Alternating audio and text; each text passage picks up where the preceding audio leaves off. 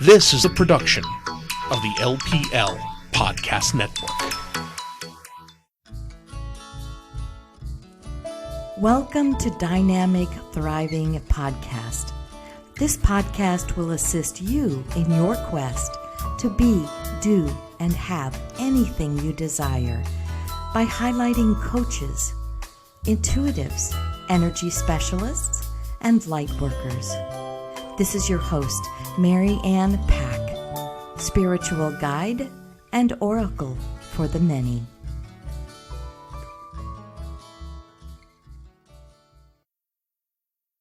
Hello and welcome to Dynamic Thriving Podcast. I am your host, Mary Ann Pack, spiritual guide into all things life transformational. And today I'm very excited to have my dear friend, Dr. Davia Shepherd from ladiespowerlunch.com. Welcome, Divya. I am so happy you're here with me. Thank you, Mary Ann. I'm so excited to be chatting with you today. Thank you for having me. Absolutely. Let's set our intention, as we always do, before this segment of our day begins. And let's set our intention to commit to be open to collaboration, harmoniously working together with others. Because as we lift each other up, we all rise. So just be in that mindset throughout this episode. And let's listen for ways that we can incorporate collaboration into our lives and businesses.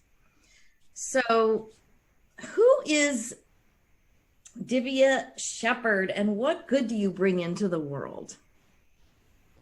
Thanks, Mary Ann. So who am I? This is such an existential question. Always. I am all the things.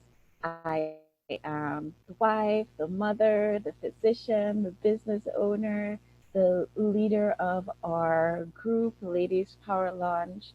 My story started a little bit differently from what you might expect. I started out thinking I never wanted to ever treat a patient ever, but I knew that the healthcare area was where I wanted to focus my time. And so my focus was actually pharmacology, and I started out in corporate working for big pharma for about 14 years until I had a little bit of a crisis of conscience and made a complete 180 into patient care. And so here I am now. I work with our patients to help them with their things that bother them, but also in doing all of that and in doing the piece that was growing our practice, I had the opportunity to get in touch with and come into contact with amazing women who are also out there growing their own businesses as well. And out of that was formed this wonderful group. I like to think of it more as a movement and less as a group. It's called Ladies Power Lunch, and it's just a collection of women. It's completely free. There's really no barrier to entry except that you have to agree that you will intentionally support the other members of the group. So it's just a group of women who've come together because they've decided they want to support each other. That's what I do. That's my story, and that's who I am. And you're sticking to it. For the most part. I also belong to Ladies Power Lunch, and we have a Facebook group that is just such a great place to be able to meet other women in business and find out where they are and what they do and how we can support each other, you know, to grow our businesses. And so you'll also call yourself the Chief Happiness Officer. Can you tell us just a little bit about that, how that came to be? So yes, I am the Chief Happiness Officer of Ladies Power Lunch. That is my job, to really encourage an environment of positivity in our group. And this has just come of a lifetime of having obstacles placed in my path and learning that an attitude of positivity actually can help you to overcome just about anything. Yes. And so I bring positivity to the table every single time. And I'm not saying that sometimes when things don't go the way I would like, I don't have my little pity party. But after I'm done with that, then we move on to what's the next step, what's the next thing that we can do to advance our cause, to make things better, to be happier. That is always my goal, happiness. I love that. I totally agree, because I understand that we are joy, and that happiness should just exude from us. It should just pour out of every pore that we have. It should. So, It should. our topic today is Grow Smarter, using collaboration to transform your impact and your income. So, what is your definition of collaboration? Because I know Ladies Power Lunch is all about supporting one another, and that's collaboration. So, when I think of collaboration, what I think about is in the mind of what Napoleon Hill wrote about in his book Think and Grow Rich. I think about two or more minds coming together to create something that is greater than any one of them could have brought to the table just on their own. And so, with that sort of definition in mind, a collaboration could run the gamut. Anything from me and you just getting together and saying, you know what, I'm going to send you business. And if you see some business that works for me, you send it my way. As long as there's an intention there and there's an actual follow through, then that is a collaboration. Or it could be as intricate and involved as a formal, legally binding partnership. Anything in between those two spaces, in my opinion, is a collaboration. And so if you are thinking about collaborating to grow your business, you might have many collaborations along that spectrum. I agree. And do you think people get a little confused when they think about collaboration, but what if they're kind of in the same field as I am? Isn't that competition? Shouldn't I be worried that the competition will take my clients or my customers? Or you should worry and you must crush the competition. No, absolutely not.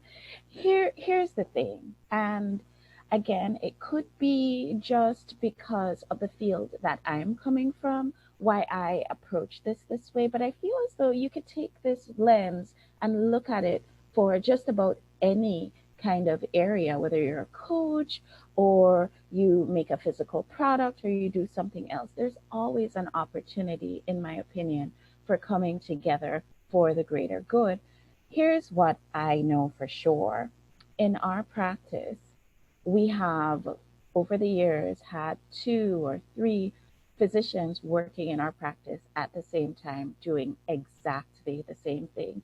And if you walk into any kind of hospital setting or any kind of group medical practice setting, you'll see the same sort of thing. A group of OBGYNs coming together to form a practice, or a group of pediatricians coming together to form a practice. Guys, they're doing the exact same thing. They've all learned the same thing. There is really nothing necessarily on the surface of it differentiating them. So why is it that they can come together and practice together and have the benefit of sharing resources and overheads and reducing their costs and having the opportunity to bounce ideas off another colleague and having all the richness that comes from having a group practice as opposed to being a solo practice provider? Why do they continue to do it? And why do they continue to thrive? It's because they've ditched the idea of competition. They know something that we all need to know, and that is that your client is your client is your client. The thing that you do, another person might do something similar, but they'll never, ever, ever do the thing that you do the way that you do it. Surprise, surprise, Marianne, you are unique. I'll give you a very, very solid example. In our practice, we have myself and one of our practice partners working together.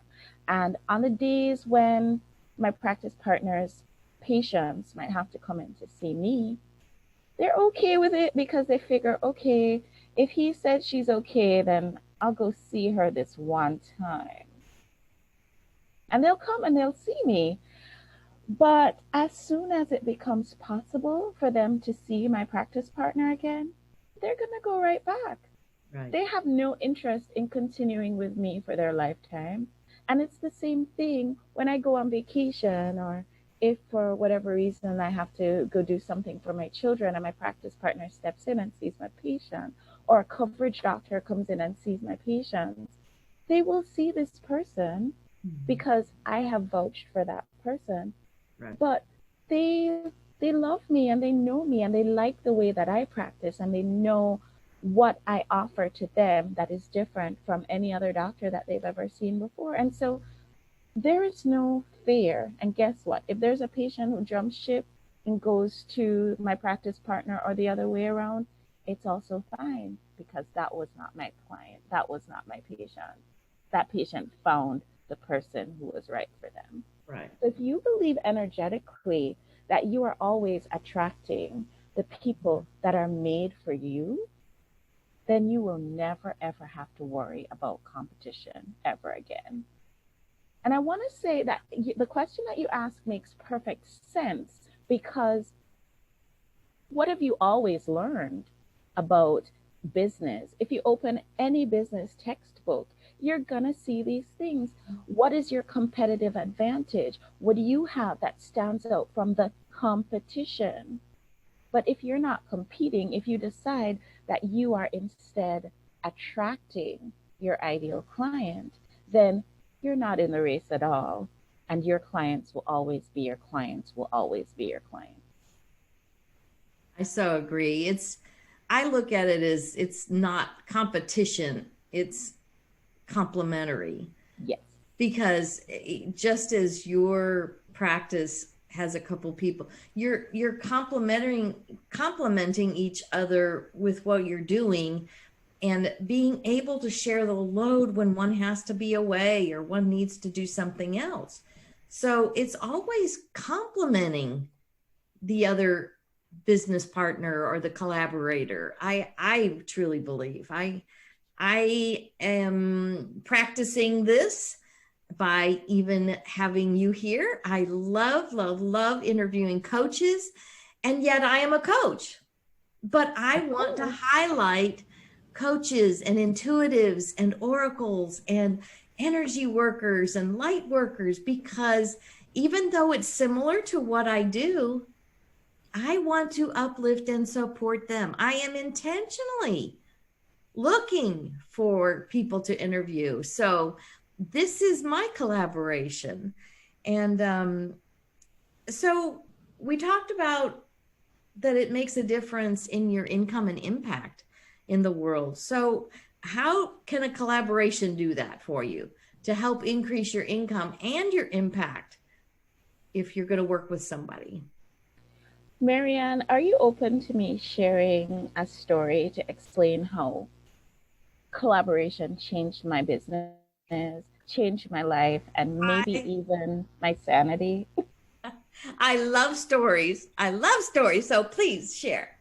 You know, one of my mentors, she says always that words don't teach, but stories sure do. And so I want you to just imagine for a minute me coming out of school and going into practice, and it being the worst possible time for that. You guys remember 2010? It feels like so long ago because of where we are right now. But 2010 was no joke, guys. If you think we're going through hard times now, 2010 was very difficult also. It was. There was that housing bubble, and it had completely collapsed. People were losing their homes left and right. People were losing their jobs. People had lost their health insurance. And so where we practice, you know, it's not a super wealthy community. A lot of people actually are blue collar workers in the community that we serve, and a lot of people were struggling during that time. And so they had to make a decision about whether to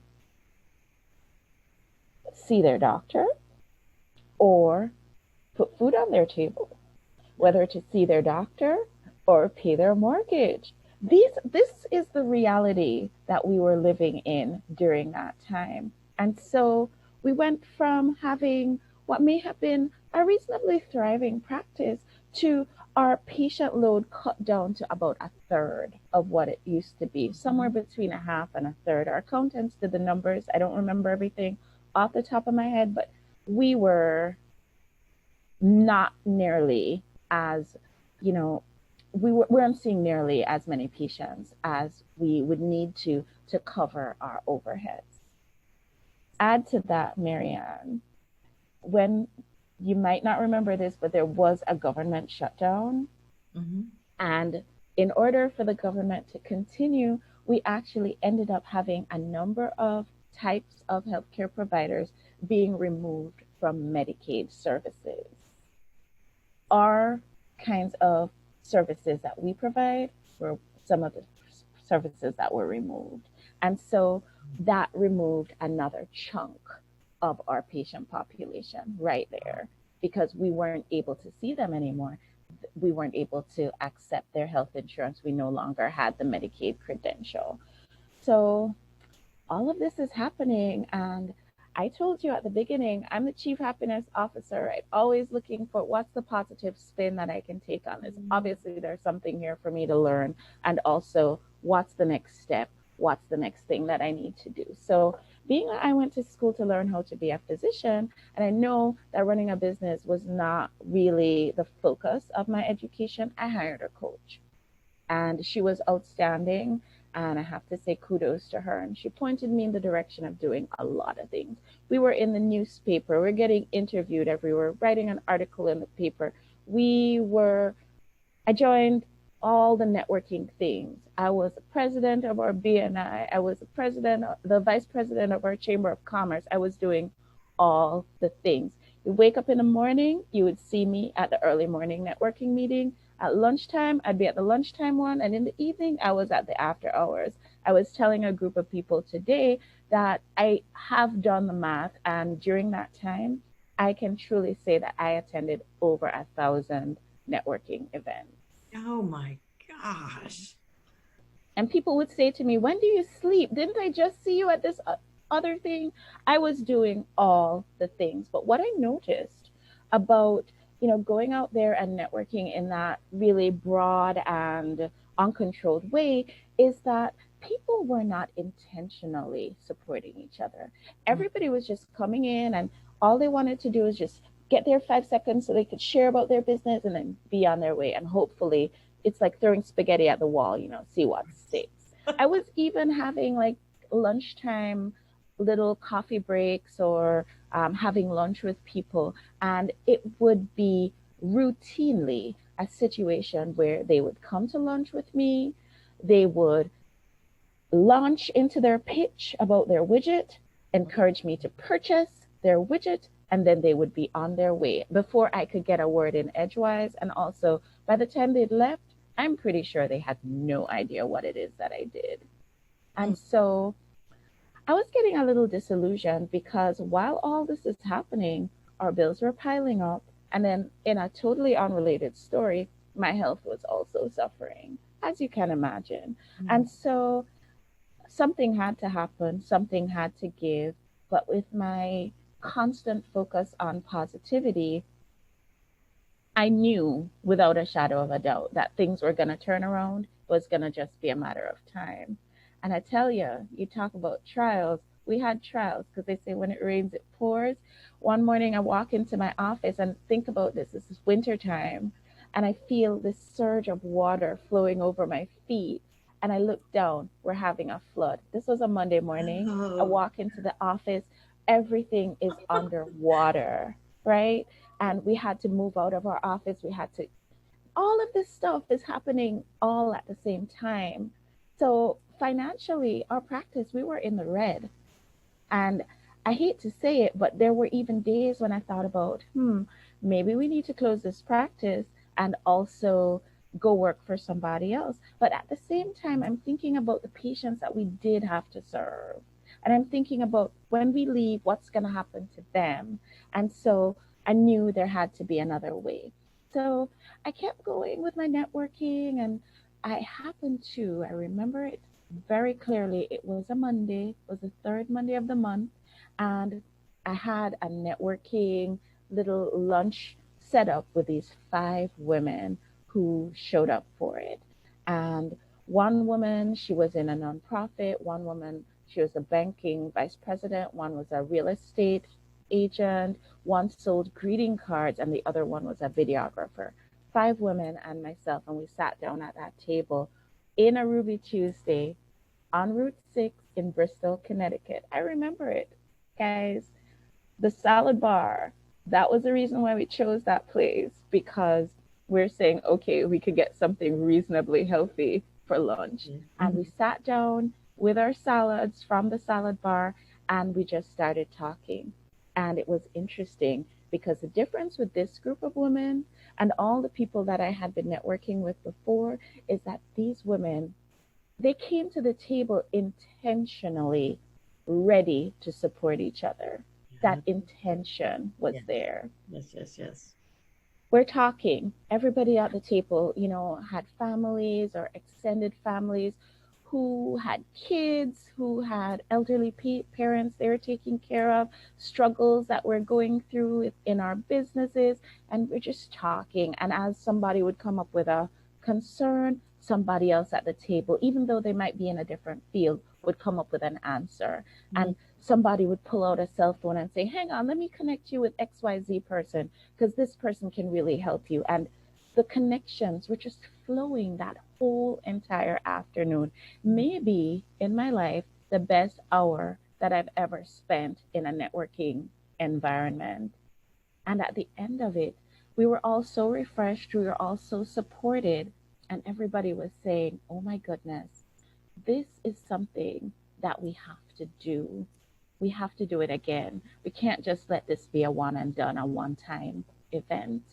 And so me being the consummate problem solver, I said, well, if we say we're going to do it, it's never going to happen. We have to make a plan. So how about we put it on the calendar and we say every single third Monday of the month at 12:30, because that was the time that we'd gotten together. Let's get together right here in this Ruby Tuesday. And if you can make it, great, you come. If you can't make it, great, we'll see you next month. But always bring a friend. So we'll always have more people to collaborate with and support each other. And I went from being in the red in my business, Marianne, and I'm not sugarcoating this for you in any way, to now having more than one practice location and expanding our business, expanding our equipment, expanding our reach to new communities, because these 5 women, they were the start, they were the catalyst, and it was that intention to support each other that was there, that was able to turn things around completely. Wow. So I hope that answered your question. Absolutely. How beautiful. And that's that I don't know, to me collaboration is very gracious and versus competition, that's very contractive energy. And yet collaboration, when it's done right like that, when you're actually in the intention of supporting one another. I love that you mentioned Napoleon Hill and his mastermind, because it always is so much more valuable than us just beating it out. We're going to work harder. We're going to push harder. We're going to go to more networking meetings. How many more networking meetings could I possibly go to? Yeah, exactly. So then what are some of the do's and don'ts around collaboration? That's a really, really good question. And I would like to start perhaps with the don'ts. What do you think? Don't Yeah, sound good, because it's always good to end on a high note with the do's. I feel like that's the way to go with it. So, a lot of people might be hesitant to step into a collaboration relationship with another business owner, another entrepreneur, because she might be thinking that there is going to be, like you said, competition, or that the other person might have that competitive vibe. So that's something that really holds people back from getting together.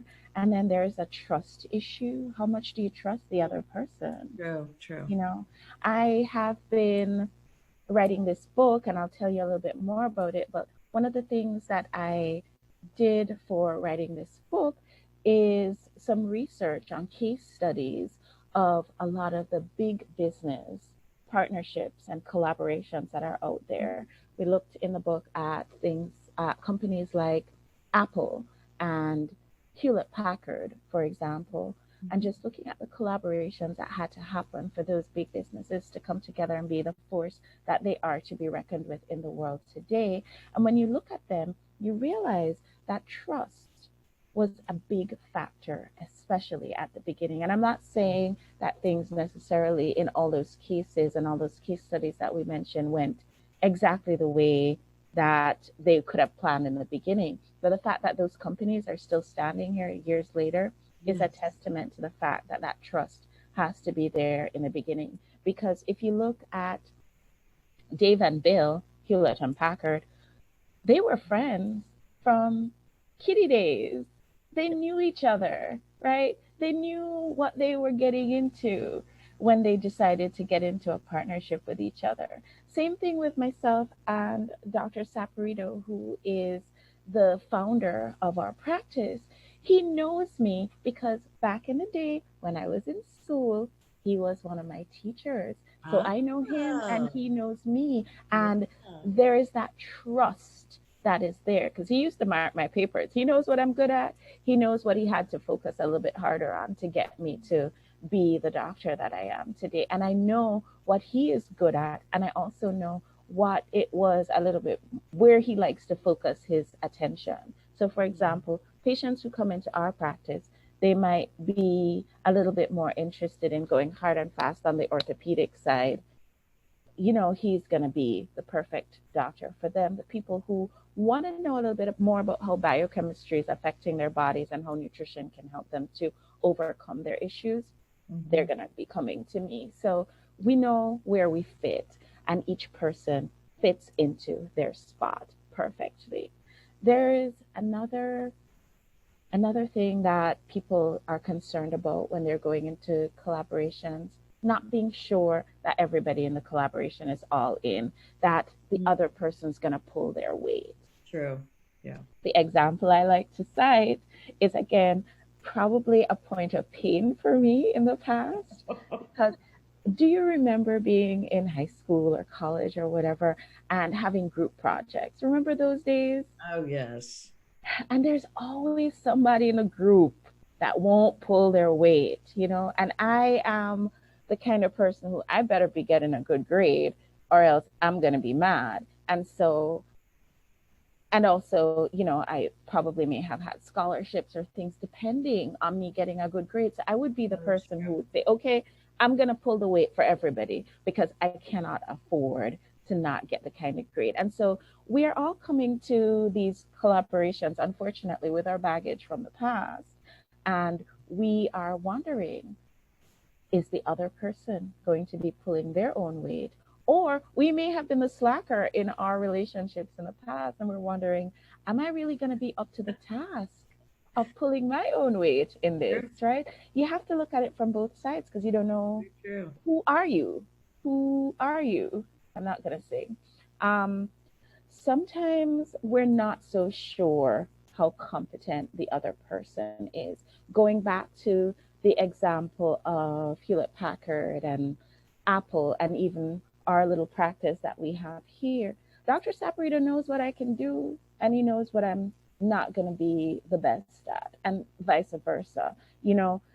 Steve knew what Steve could do. Steve knew that Steve was great at being big vision and big picture, but that he was probably not really the best at the actual computer application. So each person being able to find their own niche is going to be important. Talking about Bill and Dave from Hewlett Packard, one was really great at the manufacturing side, while the other one, he was amazing when it came to the actual engineering piece. You got to know what is your core competence and focus in there. And how many people out there are control freaks? And we mightn't think of ourselves as control freaks necessarily. Maybe that's a very pejorative term, but we like to have a locus of control over what's going on in our business. It's only natural, right? So letting others in, or even appearing to be vulnerable, that can be a challenge. You know, I talk about too how when I used to work in corporate, I was the youngest person in the room, and I was also, in a lot of cases, the only woman in the room. And so there's always a little bit of fear and a little bit of hesitance. And if I look back at that woman, who she was then and who I am now, I just have to smile because I have grown so much since then. But there were times when I was afraid of being steamrolled and not being listened to when we would have to do collaborative work together back in the corporate environment. I was always hesitant to speak up. So people going into a collaborative situation with another business partner or another business owner, or doing something collaboratively, they might be afraid that they're not going to get heard when they speak up in a situation like that. And then there's some of us who might be newer to our businesses. We might not feel as confident in our abilities to do our jobs, and we might be hesitant to get into a collaboration because we're not sure we can bring to the table what the table requires. And so those are some of the things that I have found in my research and in going through life as a person who does collaborations all day long, every day. Those are some of the things that I would say, watch out for those as your don'ts, because those are the things that trip people up. Yes. What do you think? Yes, absolutely. You just hit on such golden nuggets of truth that, you know, I can apply to my life in different ways, you know, that in thinking about how I've handled being with other people, or how I'm thinking about, you know, moving forward. You know, like you said, were you the person who did everything, or were you the slacker? You have to be honest when you're taking that self-assessment. So, you know, what are you, if you're looking at collaborations, what are you going to bring to the table? You know, you don't want to be the slacker one, but you don't want to be the power hungry one either, the control freak, and just run the whole show. It's still a balance of these parties coming together to create that mastermind, that powerful business model for more income and more impact. So what are some of our do's? What do we want to do in a collaboration? We did a series called Collaboration Conversations on my podcast, and it was interviewing women who were at different stages of their business. Some of them were new, some of them were very seasoned business women. And we asked the same kind of questions, you know, what are the do's and don'ts of collaboration? What has your experience been? And one of the things that came up as the number one do is make sure that you and your collaboration partner share the same values. Oh, yes. You can see how that would be important, right? And I'll give you an example. Let's say, Marianne, you and I decide to do a collaboration together, and we are. What values do you have for delivery to clients? I'm the kind of person who, no matter what is going on in the background, the client is king. And so no matter what, I have to make sure that even if I have to jump through 500 hoops, the promise to the customer is going to be maintained, Yes. right? So I have to make sure that I'm collaborating with somebody who feels the same way, because look, guys, it's life. Every plan that you make, sometimes it doesn't go exactly the way that you plan it to go. And sometimes things will go wrong. And what happens when things go wrong? Are you going to have the same commitment that I have to making sure that no matter what, we're going to do everything in our power to deliver to the client? Yes. So shared values, that's an absolute do. Another one that came up for us was communication. Oh. It's going to be important for pretty much every kind of relationship that you have in your life. You know, you hear how you have to communicate with your spouse, you have to communicate with your kids, you have to communicate with your staff. Guess who else you have to communicate with? You have to communicate with your collaboration partner. You have to communicate at the beginning what your goals and objectives are. You have to communicate constantly throughout the process of the collaboration. And you even have to brainstorm at the beginning what possible roadblocks you could come up against and how you are together going to resolve these issues should they arise. And you have to be open to and one of our interviewees, her name is Wendy Parati. She was such a wealth of information for our collaboration conversation series. She told a story about her collaboration with her business partner, her current business partner, and how at the beginning they're good friends, they share the same values, but they had different ways of communicating and different ways of doing business. Yes. So one was a big picture girl, and she was just, coming with the ideas. And the other one was more of a strategic thinker, list maker, step-by-step organized lady. No, they both come to the table with great ideas. They both have shared values, but they are different in the way that they execute things. And the communication is what saved their partnership to the point where they've been able to be in partnership. Don't quote me on this, but I think Wendy said 25 years. That's a long time, right?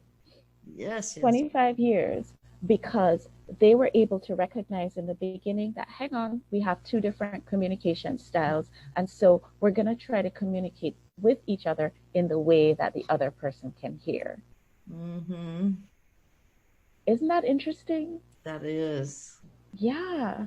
Yeah, so, you think, well, we'll just shoot emails back and forth. It's not that simple. It's not that simple.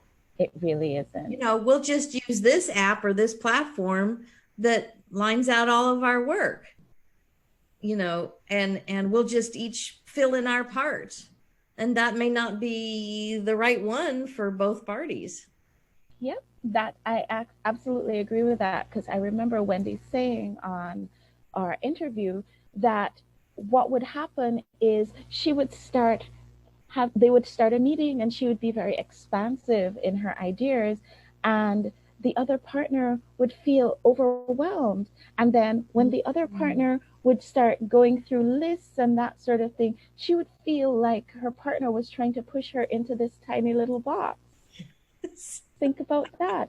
But the beauty of it is, one, they both had an intention to collaborate. They were intentional about it. Two, they shared values. And three, they were really ready to be open to communicating with each other and communicating in the way that the other one would hear. And it only takes one to say, hey, you know what? The way we're communicating right now is not working. Let's see if we can find a better way. And as long as the other person is open, that opens the door to a meeting of the minds that is unparalleled. So I have five things that I think about when I am going into any kind of collaboration. I start with ask. And the ask isn't what you think. It's not go start asking people to collaborate with you, because you can't start there. You really, really can't. you are of the opinion, and so am I, that the first thing that you have to do before you do anything is you have to go within. Talk to inner being, source, whatever you might call it. I'm not going to judge you for calling it whatever you want to call it, but you have to go within. You have to get some divine inspiration. Yes, yes. Spend some time in quiet contemplation and find out for you, what is your ideal collaboration? What does that look like? What pieces of the puzzle are necessary? Are all the pieces that you're thinking of, is every single piece necessary? Is every single step that I'm thinking of going through to achieve this goal, are they all necessary? That's my first step, is ask, go within and start really quantifying for yourself. We haven't even started talking to a collaboration partner yet, but really going within, talking to inner being and seeing what is it that we really, really want from a collaboration. And then the next thing that I would say is make sure that you are in alignment with the other person. You're in alignment with the opportunity, and you're in alignment with the other person. Are you trusting the universe? Are you open to what's available? Are you open to what is possible? Are you open to learning? Because it doesn't always come exactly the way you think it will. So are you open? Are you open to having that conversation with your collaboration partner in a way that might be difficult or even different from the way that you're accustomed to communicating? And I would say, for those of us who've been the one leading collaborations in the past, like back in high school or back in college, or we've been the ones who've been the slackers, let's just say it, ask yourself the question, am I all in? Am I really ready for a collaboration? Do not step into a collaboration with another person unless you know that you're going to bring it 100%. Make sure that whatever you're doing, you're working like Bill and, his partner Dave over at Hewlett Packard, that each person is doing the thing that they are brilliant at, and letting go of that competition mindset and just letting everybody do what it is that Spirit is guiding them to do, being open to the abundance that the universe has to offer. That's a big, big piece. And then there are lots of apps and resources that are out there for collaborations. For example, if you're going to get involved with a speaking event or something like that, there are links inside of Eventbrite that allow you to assign payment to each person so that you don't have to have commingling of funds. There are there are attorneys that you can talk to that will, for a very small fee, yes, attorneys who charge small fees, I know, right? Who for a very small fee can draft up a very simple but very binding and effective document that can protect both parties, because life happens and you don't know what's going to happen. So there are apps and resources and things that you can take advantage of that can actually help you to do this collaboration thing right and actually succeed through collaboration, because when the two come together, you get something that was way better than you could have created by yourself. I love all those. You know what? This would really make a great course or book. Oh, wait, you have one. So now tell us how we can find all this and more information, because you recently wrote a book on this collaboration topic, and you also created a course, because I've taken it. So would you share with our audience a little bit about your new book that's come out? So here's the thing. I have been a co-author, a best-selling co-author on several collaboration projects in the past. I have been using collaboration in my business to grow my impact and my income for years and years and years now. And 2020 has been an interesting year. It's been a year when a lot of us have had to pivot and rethink and reorganize and kind of look at the way that we're doing things in our businesses a little differently. And it came to me one day that, you know what, when I was at my lowest, when things were going not well, the one thing that was my bright shining light, the one thing that pulled me through and got us out of the red into the green was collaboration. And collaborations that I had during that time ran the gamut from just the verbal referral relationship to actual financially linked partnerships with, you know, different women who have become a part of our Ladies Power Lunch group over the years. And I thought, how could I share this with our community? How could I use this information to help others who might be going through a tough time, looking at 2021 or looking at a new year where the business landscape looks a whole lot different from the way that it did the year before this one. And so I decided to see if I could do this writing project. But in true Davia fashion, it had to be a collaborative effort. And so we started our interview series, Collaboration Conversations, and we pulled in the wisdom of all these women who've been through collaborations, who know the things to do, the things not to do. They brought so much wisdom to the table. Then we looked at big business and we saw what were the things that worked for them and what were the things that we could learn in our small businesses as well. And we put all of that together in one little package. And the name of the book is Grow Smarter. Because I'm thinking, when we get together, we don't have to tough it out alone the way that we usually do in our businesses. We can actually do this smarter, not harder. And so the name of the book is Grow Smarter, and it's available on Amazon. You should be able to get it today as a free download. So go look for Grow Smarter, a book about collaboration on Amazon. Just search it. When you search it organically, it actually helps boost our position in the rankings. So I'd love for you to search for it that way, as opposed to just looking for it by the title.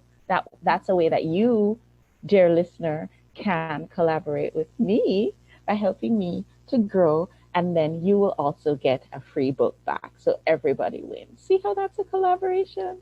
Awesome. I love it. I love it. And then you also have a course.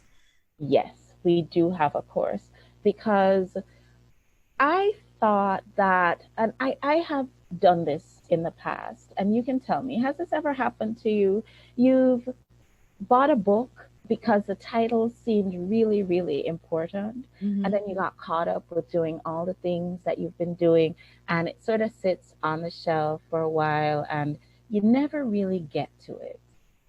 Yes. And if I could, Marianne, wrap myself up in a package and send myself off to every single person who is struggling with business during these tough times, I would. But I haven't figured out cloning just yet. So as soon as I do, I will do that. But what I can do is I can share myself, and I can share what I've learned, and I can share the women that have been a part of building this book with you. And so we do it through a course. And what we ask of you is that you come and you bring your business and your business challenges to the course. And then we'll work together to get you through the step-by-step process of using collaboration to build and grow your business.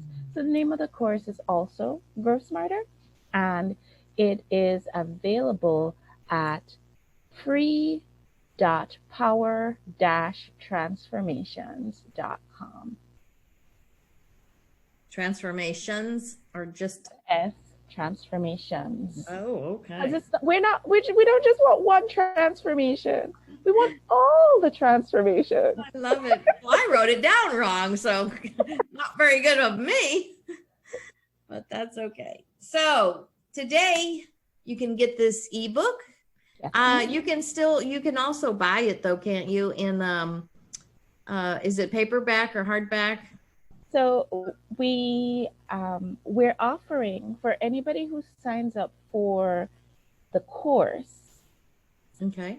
Everybody who signs up for the course will get the free ebook, but they will also get the free physical book mailed to them Oh, as well. oh. So it's So better just to get the course. Go through the course. You've got the book and everything. You've yes, got the you ebook get and you you've get the got whole package yes, when you yes, sign up yes, for the yes, course. That's yes, awesome. yes. I Look, love if that. I was thinking, Marianne, truly, Mhm. because I feel so strongly about this, I wanted to just give it away for free. That was my intention and that was my plan in doing all of this.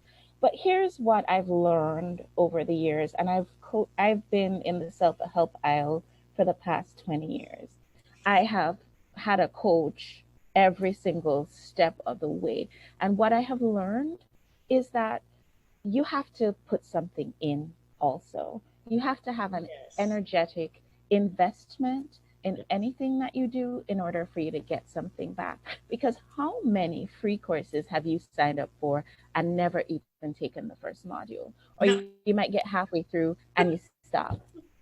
It's happened to even me. And guilty, I know guilty. that I Hmm. am so guilty of it too. Hmm. But I find, and there's statisticians and mathematicians who've done the math on this, and they've come to the conclusion that when you get to that level of $37, that's 37. I can't make this stuff up. This comes from the people who know the things.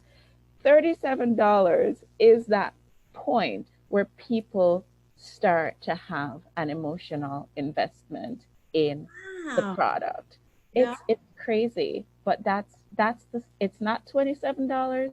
It's not even $36. It's $37. There you So go. there you go. That's just amazing. And I just want to thank you for sharing that because I thoroughly enjoyed my course and receiving the book. So I know you will too, because my heart is toward collaboration as I am creating this podcast.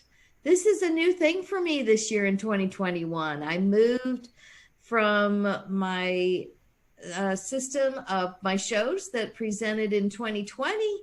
And so now to get to collaborate with even more coaches and more intuitives, and this just makes my heart sing.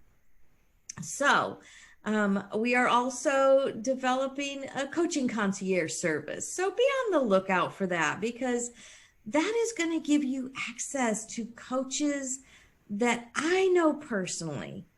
And Mhm. if you are listening and you keep listening, you will begin to trust me to help you to find the perfect coach for you at this time in your life.